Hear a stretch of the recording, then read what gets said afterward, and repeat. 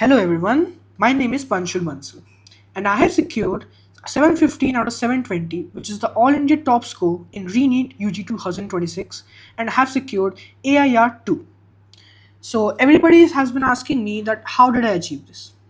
So throughout my 3 years of NEET preparation, I followed 7 basic habits. So the first habit which I followed was concept clarity. So any concept which you like read or understand or begin with, you need to deep dive into that concept, that how it works. For example, let's just take the in physics. You can see I have written a formula, the terminal velocity formula in fluid dynamics. So you need to understand how this emerged, how it is emerged, how this is derived. Because if you know how this is derived, even if you forget in the exam, you can just figure it out that we just need to balance the forces on the body, and the net force shall be zero. That is the buoyant force plus the uplift force, the resistance force and the buoyant force should be equal to the weight of the body. So then in chemistry, for example, let's say we take the free radical addition reaction, that is, for example, chlorination reaction, free radical substitution. So you need to understand how the reaction happens, the reaction mechanism, what is the rate determining step, etc. Just don't mug up like that, like the H gets replaced by the Cl or H gets replaced by Br. That is wrong.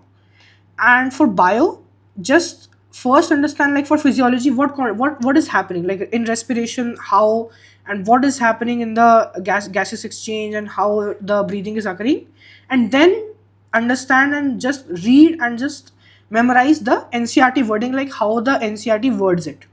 Okay, so this is the first point. The second point is timely practice. Timely practice is very important because, and it is only effective if you do it the same day that you have studied the topic.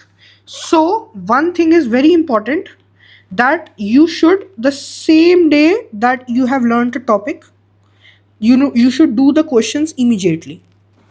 Okay, तो अगर आप उसको immediately करेंगे तो आपके दिमाग में वो बैठ जाएगा टॉपिक, और आपको कॉन्फिडेंस मिलेगा कि हाँ मेरे को ये टॉपिक आता है.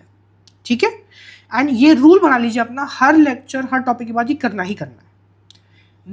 Next main point is revise old chapters. Old chapters revise करने से आपको ये मिलता है कि आप आगे बढ़ते रहेंगे. मान लीजिए आपने प्रोजेक्टाइल और काइनेमेटिक्स खत्म कर दिया, अब आप एनएलएम, रोटेशन और सेंटर ऑफ मास पे जा रहे हैं.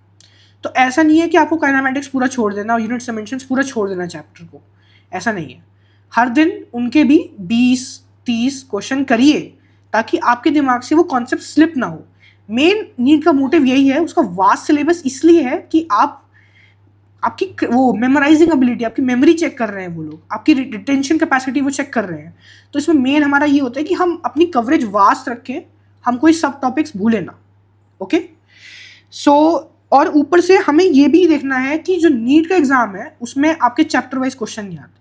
उसमें को बताया नहीं आता कि इसी चैप्टर से क्वेश्चन आ रहा है, और लिखा भी नहीं होता कि ये चैप्टर इस चैप्टर से आया है.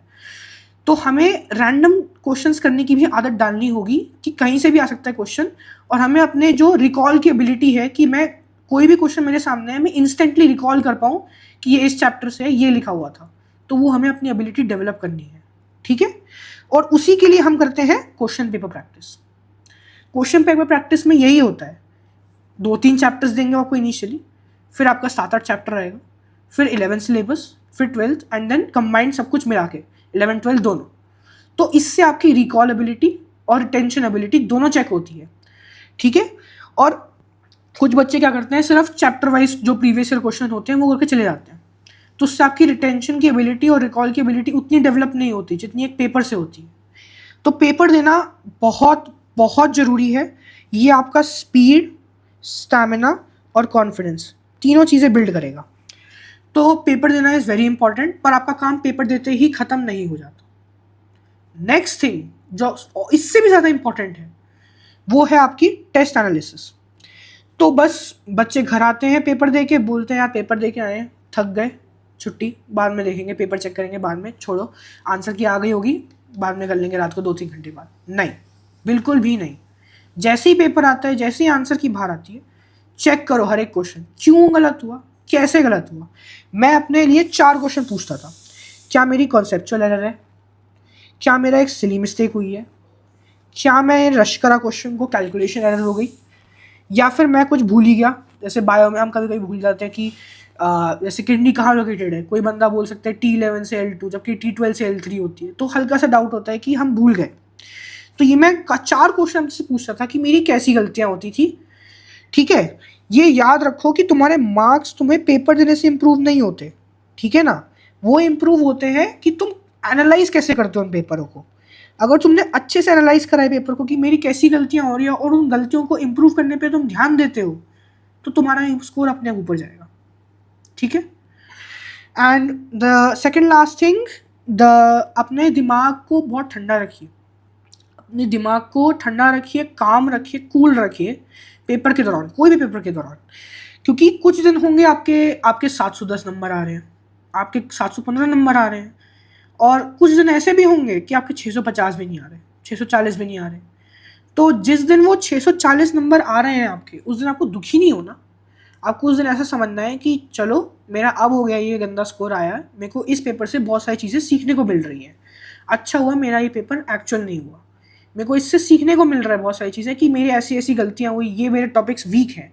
जितना गंदा पेपर जाएगा उतनी आपको लर्निंग मिलेंगी उस पेपर से, तो घबराइए मत। कभी आपका ऐसा भी हो सकता है कि दोस्तों के आपके ज़्यादा नंबर आए आप दोस्तों से, और कभी कभी हो सकता है कि दोस्तों से कम नंबर आ रहे हो। तो आपको दोनों में जब ज़्यादा आ रहे हो तो आपको कॉकी और ओवर कॉन्फिडेंट नहीं होना, और जब कम आ रहे हो तो आपको उससे सीख लेनी है कि आप मैं कैसे इंप्रूव कर सकता हूँ, अपना स्कोर मेरे से क्या गलती हुई। ठीक है, और एक गंदा टेस्ट आपकी डिसाइड नहीं करता रैंक, दिस इज जस्ट एक फीडबैक है आपका कि आप कैसा परफॉर्म कर रहे हो, टाइम टू टाइम फीडबैक है आपका। द फाइनल थिंग आप जो फॉलो करें मेरे हिसाब से, आप मेडिटेशन करें हर रोज़ 15-20 मिनट, चाहे जितना आपको सही लगे। कोई भी गॉड में विश्वास करते हैं, जो भी गॉड में विश्वास करते हैं उसको याद करें, जस्ट 10 मिनट्स के लिए आंखें क्लोज करें, 15 मिनट के लिए आंखें क्लोज करें, and just sit there, think कि आप आज क्या, मतलब थोड़ा काम डाउन करें अपने आप को, और इससे आपका फोकस इंप्रूव होगा पेपर के दौरान। आपका ध्यान इधर उधर नहीं भटकेगा, क्योंकि मैंने देखा है जब मैं अपने एग्जाम सेंटर गया, मैं जस्ट पानी पीने के लिए ऊपर देखा, एक बंदा मेरे बगल में इधर उधर देखे जा रहा है, पेपर में फोकस नहीं कर रहा। आपको ऐसा नहीं करना, आपको अपने ही पेपर पर फोकस करना है, इधर उधर नहीं देखना। क्योंकि ये पेपर ऐसा है कि वो 3 घंटे ही आपका जो फ्यूचर है, डॉक्टर बनने का सपना है, वो डिसाइड वो 3 घंटे ही करेंगे। तो आप अपनी कैपेसिटी ऐसे बनाइए कि वो 3 घंटे आप कॉन्फिडेंट रहें, फोकस्ड रहें। और एक और इम्पॉर्टेंट बात, अपना जो स्केड्यूल है वो अभी से ही थोड़ा मोल्ड करना शुरू कर दीजिए कि नीट के फॉर्मेट में कैसे हो। हमें पता है कि हमारा जो नीट का पेपर होता है that is from 2 to 5 PM। तो अपना जो डेली स्केड्यूल है कि आप कब खाना खाते हैं, कब पेपर देते हैं, जो, और ट्राई करें कि जैसे हम खाना खाते हैं तो थोड़ा लेट खाना खाएं, ताकि उस दिन भी जैसे आपको ऐसा लगे कि भूख ना लगे पेपर में, पर ऐसा भी ना हो कि आप ओवरलोड हो जाए। तो जैसे 11 बजे 12 बजे तक, 10-11 बजे के आसपास आप ब्रेकफास्ट करिए, ताकि वो ब्रंची हो जाए बेसिकली। और अपना जो पेपर देने का टाइम है, जो आप मॉक टेस्ट देते हैं या फिर एलन या जो भी कोचिंग आपने ले रखी है आकाश, उसमें जो पेपर बना रहे हैं, जो पेपर दे रहे हैं आप, वो 2 to 5 के बीच में ही वो ट्राई करें, क्योंकि आपका फिर एक क्लॉक होता है, आपका रिदम होता है, वो उस पेपर के कारण ट्यून हो जाएगा उस पेपर के लिए। तो that's it for all today. If you have any doubts, leave in the comments. Thank you everyone. Thank you for watching.